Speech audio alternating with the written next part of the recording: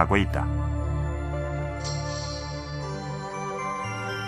신라의 건설 수준은 비단 튼튼하게 돌을 쌓는 것만이 아니었다.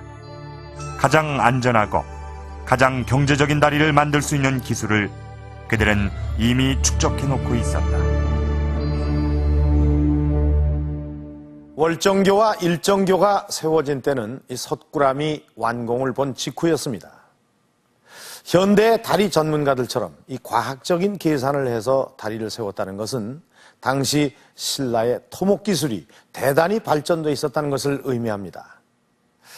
자, 지금 보시는 것은 여러분들이 너무나 잘 알고 계시는 석구람, 또 불국사, 그리고 에밀레종으로 알려져 있는 성덕대왕 신종, 또 지리산의 화엄사.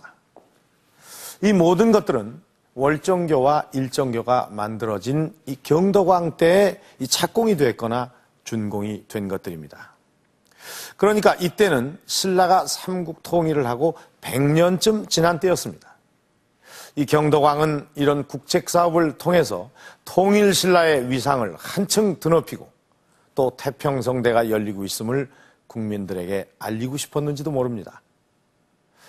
자, 우리는 여기에서 이 월정교의 모습을 복원을 해보기로 했습니다. 그러나 이 월정교가 어떤 형태였는지 그 정확한 기록이 남아있질 않았습니다. 그래서 우리는 이 남아있는 유구와 또 이 발굴 당시에 나온 부자재들을 토대로 이 월정교를 복원해 보기로 했습니다. 자, 지금 보시는 이것은 발굴 당시에 나온 기와입니다. 그런데 그 형태가 이것은 안막새, 수막새가 분명한 것 같습니다. 이건 틀림없는 신라의 기와들입니다. 복원 작업을 하는 우리는 이 안막새와 수막새에 주목을 하지 않을 수가 없었습니다. 그리고 이 기와와 함께 발굴된 것 중에 지금 보시는 것처럼 이런 대형 철못도 있었습니다. 그러니까 이것은 이런 철못을 사용한 기와를 얹은 지붕이 있었다는 이야기인데 다리에 기와 지붕이라. 과연 이 월정교는 어떤 모습이었을까요?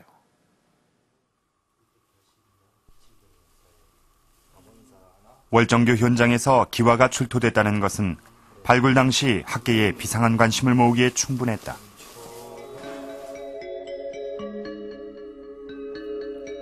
문양과 형태를 놓고 볼 때 안압지 황룡사지에서 나온 기와들과 동일하다. 통일신라의 기와임은 의심할 여지가 없었다. 더욱이 기와지붕을 놓을 때 사용하는 긴 쇠못까지 발굴됐다. 도대체 이 유물들은 월정교와 어떤 관계일까?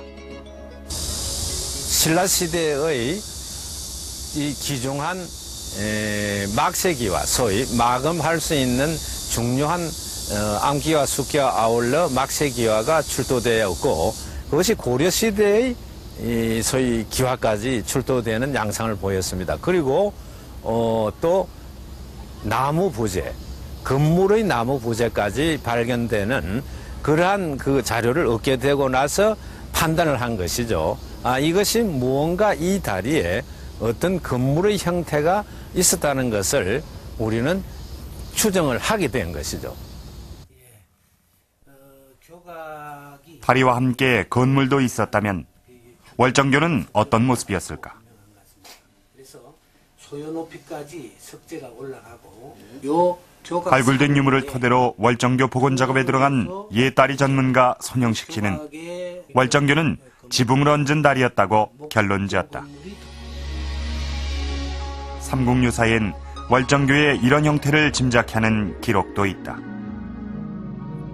궁남루교. 궁의 남쪽에 있던 월정교는 바로 지붕을 얹은 다리 루교란 것이다. 누교는 바로 이런 다리다. 다리 위에 정자 같은 기와 지붕을 얹은 형태로 주로 산속의 사찰이나 궁궐의 다리에 많이 사용된다. 기와 지붕이 설치되는 이런 다리는 돌다리가 아닌 목교에서 주로 보이는 다리 형태다. 현대 다리에서는 누교의 형식이 없습니다만 옛 다리에는 누교 형식이 있습니다. 이 누교라는 것은 목재로 된 나무에 지붕을 씌움으로써 목재는 비가 오면 비를 맞아서 썩게 되는데 이것을 방지하기 위해서 상부에다가 건물을 올린 그런 누교 형식이 아니었나 그렇게 생각이 됩니다. 지금 출토된 유물로 봐서도 막세라든지 또는 와정 이런 그 여러 가지 출토 유물로 권위 있는 건물이 지어졌다고 봅니다. 우리나라 누교의 시작은 정확히 알려지지 않고 있지만 월정교가 만들어진 8세기 중엽엔 중국의 다리들도 이런 누교가 많았다. 돌다리보단 수명이 길지 않지만 만들기가 훨씬 쉽고 아름답기 때문이다. 상판 구성은 이렇게 교각 위에 석재와 목재가 적절하게 내밀어 가지고 간격을 좁힌 다음에 상부에 필요한 만큼의 볼을 걸쳤다. 이 걸쳐진 부재를 본격적인 월정교 복원 작업이 시작됐다. 요 교각이 우선 교각 위에 나무로 만들어진 다리 상판이 어떻게 설치됐을지 추정해봤다. 손영식 씨는 교각과 상판 사이에 두 겹의 석재 디딤돌로 안전장치를 했다고 봤다. 이것이 바로 그 모습이다.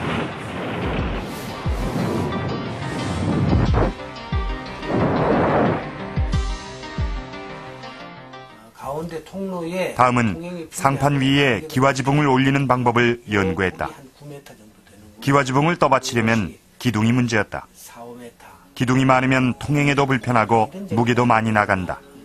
가능한 기둥을 줄여야 했다.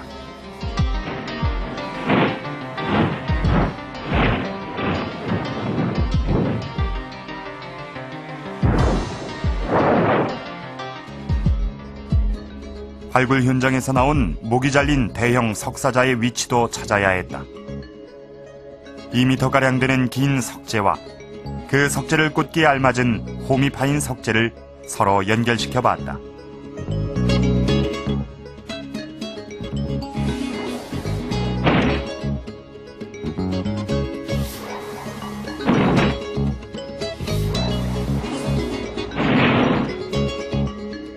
이것은 월정교의 입구를 지키는 사자였다.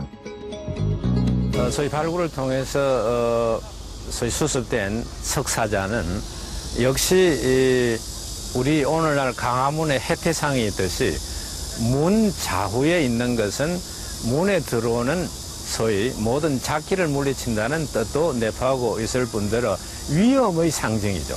이쪽으로 들어감으로 인해서 이제 소위 도성으로 들어간다. 즉 나라를 다스리는 임금이 존재하는 곳이니까 그것이 위험의 상징이고 아울러 벽사의 상징이라는 것을 우리가 알 수 있는 것이죠. 이것을 그림으로 그리면 이렇게 되는데 그렇다면 다리 난간은 어떤 형태였을까?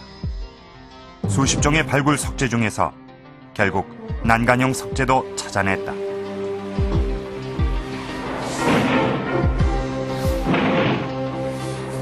(1300년) 전 신라인들이 국가적 역량을 총동원해 세웠던 월정교는 바로 이런 모습이었다.